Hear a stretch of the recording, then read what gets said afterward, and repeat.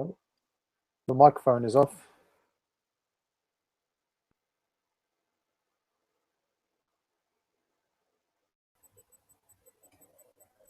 Okay, how is it now? There you go. Great. Thank you. So for the first interview of the year of 2016, and in my birthday month, I have an educator that I admire tremendously and have the honor of being friends with.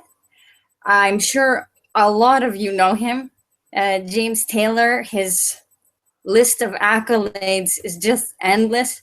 He's an English teacher, blogger, co-founder, former president, and advisor of Belta Belgium, the Belgian Teachers Association, ITDI mentor. He co-produces a podcast called TEFL Commute with Sean Wilden and Lindsay Clanfield. He's an ELT chat moderator. I think I've mentioned everything. Oh, conference and webinar presenter. And have you achieved anything in the last couple of minutes that I've been introducing you? No. All I've achieved in the last couple of minutes is the ability to make sure this is ready, I hope. Right. Thank you so much for joining me tonight. Tonight it's 9 o'clock in Switzerland right now. You're joining me from the capital of Brazil, where you have been living for the past couple of months. Right. Welcome, and thank you so much for doing this.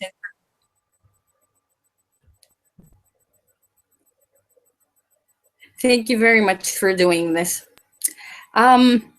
Before we start talking about all your achievements, one by one, let's take a trip down memory lane a few years back. I remember we first connected on Twitter. And yep. Do you remember when we met face-to-face for the first time? Yes, it was in Zug, right? I came there for the ETAS, one of the ETAS events. I can't remember which one, but yes, I do remember you, and I remember where we met. You were with Mike Harrison outside the railway station. You were kind enough to come and meet me. So yes, we met at for the ETAS conference. Yeah. Right. Absolutely. And I'm going to start now with a question. Ask everybody. How did you become an educator? Okay, I'm having a few problems with the line, but I think I understood the question was, how did I become an educator? Is that right? Right.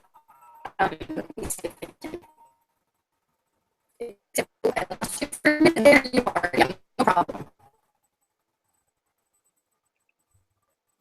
Yeah, you're breaking up a bit. Okay, how about now? Yeah, okay, that's better. Okay, technology. So the question, yeah, how did I become an educator? Well, like a lot of people, not the majority, but a handful of us, I came to live in Brazil almost exactly 10 years ago. Wow. And when I came here, I needed to work, of course. So there are not that many options available to you when you're a teacher, when you're in that position. So I thought I'd try this English teaching lark, and I really enjoyed it a lot. I mean, luckily I was able to get the opportunity to get a job, and I just almost immediately, like really enjoyed it a lot. So I kind of took to it quite quickly, I think. So that's how I started, yeah, back almost exactly 10 years ago. Oh, fantastic. Thank heavens for the world of ELT that you entered. And apart from Brazil, you've lived in a number of countries. You've lived in Belgium, yeah. South Korea, Costa Rica. Costa Rica, yeah, how could I forget Costa Rica? Can you, as me, I'm an expat too, but you've lived in many more places than I have. how has that changed you as a person, as an educator? What are the advantages? Are there any challenges? Um, well, I think, I mean, how's it changed me as a person? I mean, it's kind of hard to put that into words. I mean, it has had an enormous effect on me as a person. I think so much so that I struggle to even sort of sum it up, really. Um, I mean, as a teacher, I mean, of course, it made me a teacher in the first place. Mm, Um, and then, I mean, I think the great thing for me about being an English teacher, as I am in all of these places, has been having the opportunity to just spend kind of hundreds, if not, yeah, hundreds of hours mhm. with, local people, talking about all kinds of things. You're there together in a classroom, you spend a lot of time together, and you can really get to know them really well, Mhm. and they can get to know you as well. And so that kind of exchange, it's not like a normal job, in that way. It's a job that sort of demands this kind of exchange. So you can really sort of get to know the people and the culture pretty well. I mean, I wouldn't say I was an expert on any of them, but I think compared to some other kind of expat jobs, you're much more sort of immersed in the culture than you would be otherwise. So Mhm. that's been an enormous gift for me. It's been, sort of a wonderful life experience to be able to have that. It's been wonderful. As for challenges, well, I'm very adaptable kind of person. I feel like I could live in most places and I'd be okay. Um, I tend to concentrate on the positives rather than think about the negatives. Things I think about the things I have as a result of being in this place rather than things I don't have because I'm not somewhere else. Mhm. There's always pros and cons, Right. and I've enjoyed every place I've lived, and so it's never been a problem for me. And I've always found the teaching to be very, very rewarding, and in all of those places for very different reasons. That's fantastic. And it's always so interesting to see because you post on social media what you're doing in every country you live in. And it's really interesting for me and everybody, I guess, who follows you. Um, your new experiences and the inspiration you get for your blog. And you come up with some really original topics on your blog. How do you get the inspiration for it? What kind of clicks and you say, oh, I can write about that? Mhm. Absolutely no idea. It just does. I Uh-huh. think I'm quite comfortable with the fact that the blog is my space to do whatever I want with, and I don't have to sort of, I don't feel like I have to stick to a certain type of post or, sort of limit myself. If I decide this is something I want to do, then I will. And um, so, some of the times it's kind of lesson ideas and things, which, I create anyway. So I feel like, well, if I'm, creating it, if I feel like something particularly interesting or unusual, then I'll share it. And sometimes I write about bigger issues and topics, more controversial stuff, maybe because I can't think of any reason why not. Why wouldn't you write about those things? I mean, what's the worst that's going to happen is that someone will disagree with you, and Right. you'll probably learn something from that. If Hmm. they do it the right way, then you'll learn something from what they think, and maybe they're right and maybe they're wrong, but you're going to learn. So it's very um yeah, it's very kind of, there's no master plan. um I could probably post more often, but you know it's i'm I'm quite proud of the fact that I've managed to do it for like 6 years and it's Wow. still going. I'm quite proud of the fact that it's actually lasted that long, and there's not really been any particularly long downtime on it. So yeah. Mhm. I'm always amazed, really, at what you post. I'm like, how did he think of that? That's amazing. And I've gotten lots of ideas from you and used them in my classes. And my students really love all your ideas, truly. That's nice to hear. Thank you. Mhm. And since I mentioned social media earlier, you're pretty active on most well-known platforms like Facebook and Twitter, your blog. Um, did you join social media as a result of joining ELT? Were you already there and it kind of turned into um, your mostly professional space, let's say? Yeah, for both, I mean, Facebook and Twitter are the ones that I use as the social networks that I use, really. And with Facebook, I mean, it's still not a space that I only use for professional reasons. I mean, it's kind of 50-50, I would say. Um, and then with Twitter, it's I have two different accounts, so one personal, one professional. But in both cases, when I originally signed up, it was nothing to do with work or professional development or anything at all. That sort of crept in, and then when I realized, after some with Twitter, that was pretty quick that I realized. So after, I think I was only a couple of months after I joined, which was a long time ago. I think it was like, I don't know, 2009 maybe. That I maybe before that I created a professional account, which is the one that people would know. And yeah, so I again, it wasn't there was no plan. It just sort of happened over time. With Twitter, ELT chat was a big part of that, and becoming involved in ELT chat first as a participant and then as a moderator, then that really kind of put me in touch with a lot of people. So that was the first thing that really sort of extended my network and got me known, I think, a bit. Yeah. And you're a huge part of ELT Chat. You've created lots of podcasts. You've moderated chats. You're one of the basic people there.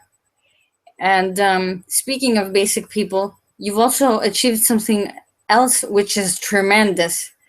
Along with two other people, you've managed to launch an association, a teaching association for Belgium. Can you tell us about this?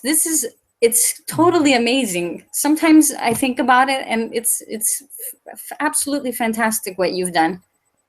Well, I have to say, first of all, it's definitely more than two of us. Like it started with the small number of us, and then it's grown over time to include various people, including you, and everyone has played their part, and it wouldn't have been possible without that group of people coming together. It needed that group to be possible. But yeah, I mean, the short version of the story is that when I lived in Belgium, I wanted to join the local teachers association, and there wasn't one, which I thought was very strange because it was the only country in Western Europe which didn't have one, and then that sat there in my mind for maybe a year, and then I met Mika and Guido on Twitter, and we started talking, and then we decided to get together face to face.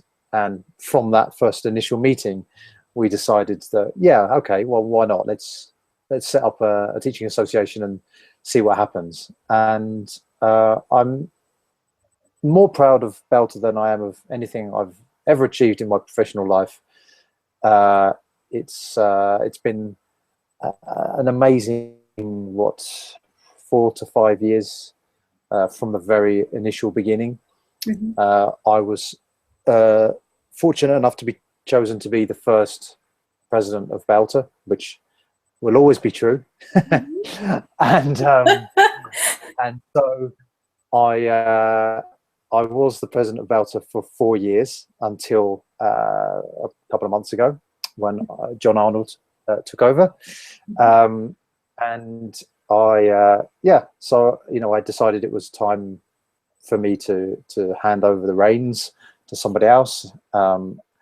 But yeah, I'm immensely proud of what we've done with our Belter Day conference, which is, as we're speaking, actually happening tomorrow, and it's going to be the first time I won't be there, so it's going to be quite strange for me.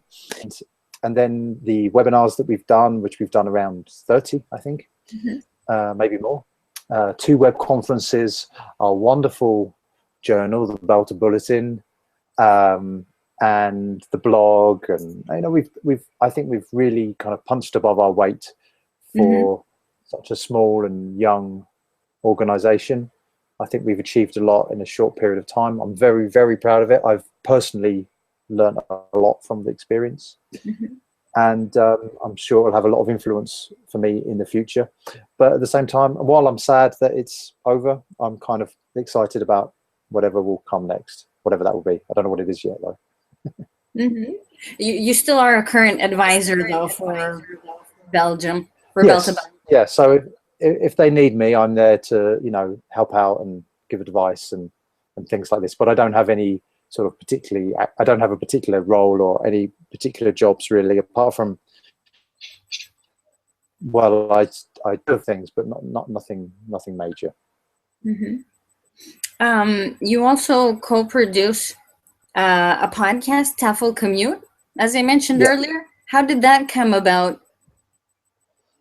Well, I used to do the ELT Chat podcast, which I started years ago, and I love podcasts. I'm a massive podcast, hugely obsessed with them. Not related to teaching, but just my interests, which are like football and comedy and science and sociology and things like this. I listen to loads and loads of podcasts obsessively. So, and I studied media at university, so I did some courses in radio production. This was back when it was pre-digital. We had to chop up pieces of tape with razor blades and stick them together. Really? So it was very old, very old school. And but it taught me the basic principles of audio editing, which I knew that stuff. And so when I started looking into doing a podcast myself, it was basically the same principles, but in a digital way rather than with my hands. So, so I started doing an ELT Chat podcast, and that is on a hiatus at the moment because it's a lot of work for one person. And then Sean, who I know through ELT Chat, he was doing a podcast with Lindsay for the learning technology SIG via TEFL. And he asked me to help out on the sort of technical side of things, which I did. And then when they finished that podcast, which was called EdTech Concerns, they wanted to start up a new one. So immediately, like, the 3 of us were the team. Those 2 are mainly responsible for the content, and I'm the kind of the techie guy, which is why if you listen to the show, you might not even realize I'm part of it, because I only very rarely appear as the jargon buster, like once a season. But I love doing it. It's terrific fun, and I say this as someone who listens to podcasts and as someone who doesn't really contribute to the content of the show very much. I think it's a really good show. I think it's a really good listen. The guys are great, and I really enjoy listening to them. So, and that's someone who edits the podcast, so I have to hear them about 20 times. So, and I still enjoy it. Oh, fantastic! I only commute on Mondays because the rest of the days I work at my own school, and that's when I listen to it, and I also pass them on to my students, and they love it too. Oh, good. Yeah, well, it is called the TEFL Commute. We designed it for a kind of, to help you go to work on Monday morning. But of course, we won't complain if you download it and listen to it somewhere else, of course. I took it quite literally. Yeah, no, I don't know how many people do. But no, don't feel restricted by the fact that it's called the Commute. You can listen to it while you're doing the washing up, or in the gym, or in the car, or wherever you happen to be. But yeah, I mean, it's a program which is not. I mean, I don't know how many people watching this are actually familiar with podcasts, but in case you're not, it's like a radio show that you can download to your smartphone and then listen back to it whenever you want to, or you can just listen to it on the web through our website. But it's as a program, we sort of decided it wouldn't be too methodology based, or like it was more like around the subjects that English teachers are interested in, rather than sort of talking about methodology and issues and stuff like that. Occasionally we kind of pop into subjects like this, but we try to keep it fairly light, fun. And we've had guests. We've had Scott Thornberry as a guest, Philip Kerr, and we have a few. We have Kerry Jones as a regular contributor and occasionally co-presenter.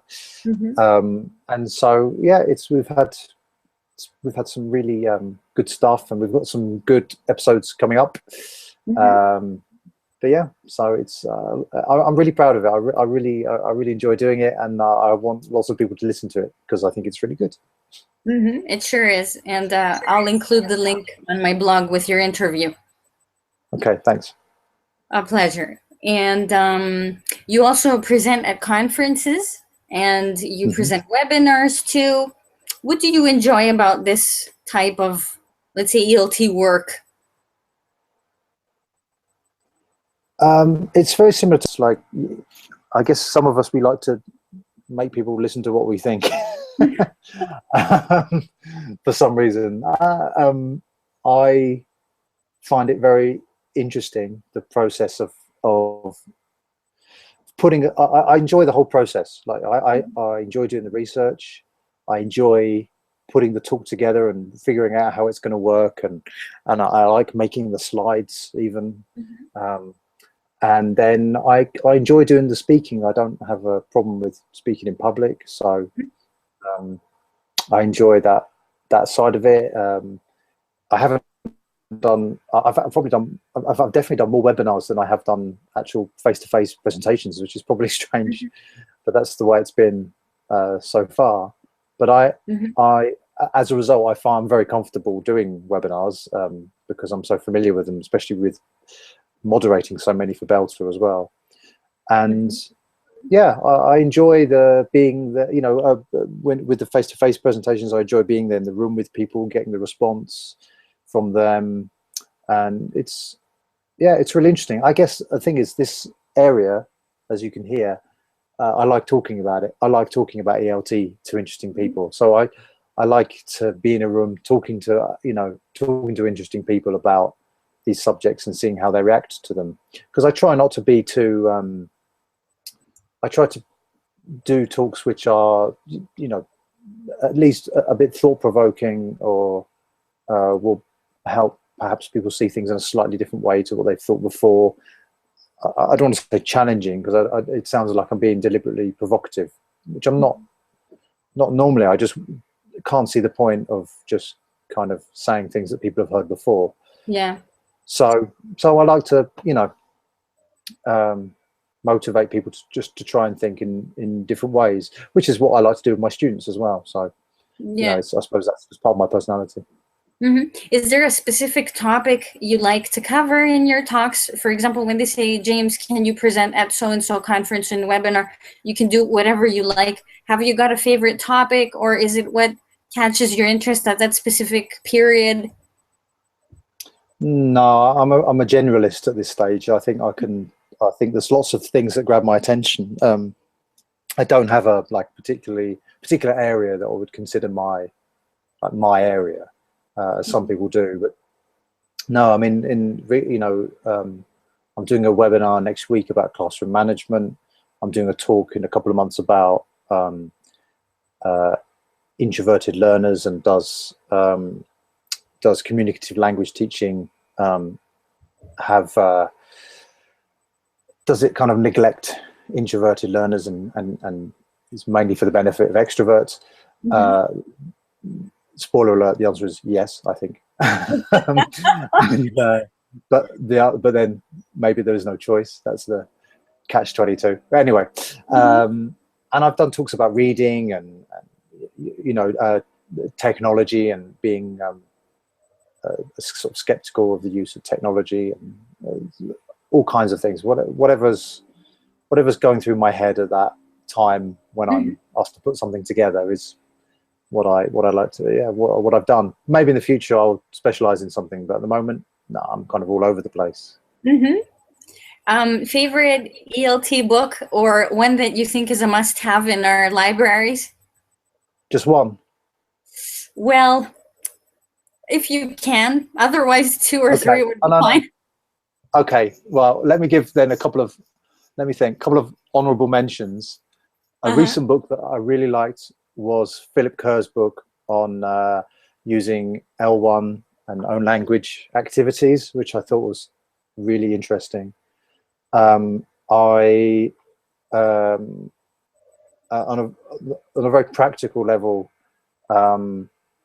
Pennier's grammar practice activities is an absolute lifesaver. So many times you just go, yep, that's the one I need. Low prep, works every time. So I can't imagine life without it. But I'm going to be kind of predictable, and a lot of people would give this answer, but I think Teaching Unplugged is the one that has had the most influence on me. Not just the book, but everything about it. And it's a book that I go back to and find activities in. And I like activities that are low prep, that have a lot of space for improvisation and give you sort of time and space, different things. That book does that. Oh, let me add a sort of as an addendum to that book together with 52, also by Medins, but with Lindsay Clanfield, which I love that book. It's fantastic activities. So there's 4. I cheated, but number 1 is Teaching Unplugged. Oh, great. Favorite non-ELT podcast? Oh, don't make me choose. I was having this conversation just today with my partner, and we were saying, like, she said top 5, and I was like, can I have 10? And then it became like 15 and 20. It's very difficult for me. So I'm going to give you my top 5 very quickly, because I've just talked, because it's fresh in my head, right? I love Comedy Bang Bang, an American comedy program that is hilarious. I love, I think it's obvious, but season 1 of Serial was an amazing achievement in podcasting. It was remarkable. The BBC series A History of the World in 100 Objects is an absolutely amazing program, and I recommend it to my students. And just last week I told my students about it, and one of my students sent me a message going, I started listening to it and it's amazing. It's so good. Okay, I've forgotten now. Radio Lab is a fantastic program, and as a podcast producer, I listen to it in awe because it's beautiful. The production is beautiful and the content is fascinating. And number 1 probably is The Bugle, comedy podcast presented by Andy Zaltzman and John Oliver, who's now very famous with his HBO show. They've been doing this podcast since 2007. It's hilarious. It comes and it goes. Sometimes it disappears for a while.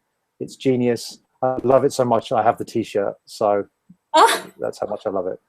So there you go. And that was, trust me, that was quick. If you thought that was long, not at all. We could have spent an hour with just me talking about podcasts, and there's like 50 I haven't mentioned. I like a lot. So fantastic. I'm gonna write them down and listen to them as well, because I first learned about podcasts from you, actually. In one of the conferences, I don't remember which one it was, TESOL France, I think. And you were talking about how much you love them. And yeah, I was I have to say on this one, I was a really early adopter. I started listening to them probably about 8 or 9 years ago. Yeah, 9 years ago maybe. And when the first time I lived here in Brazil, and I started listening to Guardian podcasts, and one of my favorite podcasts is the Guardian football podcast, which I've been listening to since the first episode, and I've listened to every single one, and that's been going for like 8 years or something like this. So I got on that bus particularly early, and I love them more now than ever. Yeah, there's so many, and it's fantastic. I don't understand why they're not more popular. They're not as mainstream as I think they should be. They're just I recommend them to my students as a kind of extensive listening kind of thing, as opposed to extensive reading. And I just say, whatever you're interested in, it exists as a podcast. There are people talking about it. You know, it's out there for you. And the good thing now for us language teachers is when I was doing the ELT Chat podcast, it was the only ELT podcast, and then we did EdTech Concerns, and when we started the TEFL Commute, there wasn't, right at the beginning of the TEFL Commute, we were pretty much, there was only maybe one or two. Now there's about 5 or 6, maybe 7 different ELT podcasts, and so it's really good. You've got shows like the TEFL Show and TEFLology and things like this. So they're not competition. They're we all help each other, I think. So it's really good. Yeah, it's very collegial. I know you're a huge music fan. I am. It's my big wall of vinyl is sitting over here, just to the side, and just down here as well. Oh my god! Can you name? Okay, let's say 5 favorite artists or bands. You thought the podcast question was bad. Oh dear. This one's even worse. Okay, right. Number 1, Talking Heads. Sort of tied with the Beach Boys, my 2 great obsessions. Number 3 would be, very sadly at the moment, Prince, who I'm obsessed with and who died yesterday, and I'm still haven't recovered from this yet. My sister as well. Sorry? My sister as well. Yeah, I'm a huge Prince fan, and I saw him live once, and he sang Raspberry Beret, and it was genuinely one of the greatest moments of my life. So, and LCD Sound System, who I love so much. In fact, that's an LCD Sound System poster. That's a Talking Heads poster. You did that as a classroom idea once, I remember, on your blog. Yeah, this one. Yeah. The poster was called "Shut Up." They did a movie called "Shut Up and Play the Hits," and I did a blog where it was like "Shut up and do various things in the classroom." Right, that was great. Shut up and let your students talk and things like this. Yeah. What did I get to? And then I don't know, Kraftwerk, Daft Punk, Public Enemy. Loads and loads of people. I love rap. I love electronic music. All kinds of stuff. So, yeah, I did well there. Bowie. I didn't mention Bowie. I worship Bowie. This is such a horrible year. Yeah. Anyway, move on because I'll get upset again. It's really great. I'm wearing purple in homage. It's really great to hear you talking about ELT and how you are as a person as well. And as we're nearing, I don't normally get the opportunity. So anyone who asks probably regrets it because I, go on forever. No, not at all. It's great. It's really interesting. And nearing the end of our interview, I wish I could keep you for hours, but what advice would you give a new teacher entering ELT? It's a bit general and open, but I kind of had a similar experience to this, about 18 months ago when in my school they asked me to mentor a new teacher and he didn't have that much experience. So I kind of actually had like a real opportunity to sit down with someone, and I watched him teach a few times, and I gave him feedback, and I suppose what I found, I mean, there's a lot of tiny little things you kind of could say. But what I really found I wanted to concentrate on was like to just really think about, I would say to him, just think about giving instructions. I think is a really key thing that happens. That at the beginning, there can be a lot of waffle, far too much speaking. And I think that's the thing when we think about on pre-service training, things like on the CELTA and so on, that you talk about, people talk about teacher teaching time, teacher talking time, and student talking time, things like this. I think the real I don't think teachers talking is actually is a bad thing. I think it should, maybe the distinction should be like teacher waffle time or something, because we all do it. I know I did it, which is just kind of waffling on, looking desperately for them to look back at you and go, yeah, no, I get it. Yeah. Right. So I think So yeah, maybe at the beginning you should think about, okay, what do I want them to achieve? How can I make sure they understand this in as fewer words as possible? Mhm. And maybe even write it out in advance. And then once I've said what I needed to say, shut up. Yeah. Stop talking. Step back. And I think you can even, I mean, you know, that we talk about CCQs and things like this, but I Yeah. think just as valuable can be just stepping back and immediately just, you don't go and sit down and go, oh, okay, well, I'll let them get on with it. But you sort of are there watching them going, and then walk around. Are they doing what I want them to do? You know, and then you help. You know, if you see someone's doing the wrong thing, then you can just say, no, I meant do this. So that kind of thing was that kind of giving instructions. But then, yeah, I think the other thing is to breathe, to smile, to slow down, take your Yeah. time. I've seen quite a lot of teachers who, it's clear to me, have an idea of, this is what we need to get done in this lesson. This is where we begin, and we have to get to this point by the end of the lesson. And if they spend too long on this, then we're going to have to speed this bit up in order to get to this point where this is where the lesson ends.